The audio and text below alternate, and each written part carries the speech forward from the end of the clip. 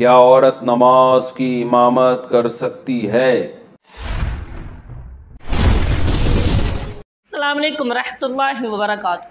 आज जो हमने वीडियो देखनी है वो मुफ्ती तारिक मसूद साहब की है और उनकी वीडियो के तमिल पर लिखा हुआ है, क्या औरत इमामत करा सकती है।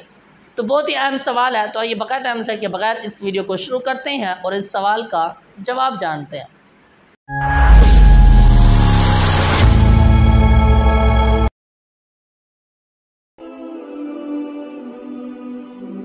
आस्क मुफ्ती तारिक मसूद। उम्मीद करता हूँ कि अगर आपने इस वीडियो को मुकम्मल देखा है तो आपकी मालूमात में ज़रूर इजाफा होगा।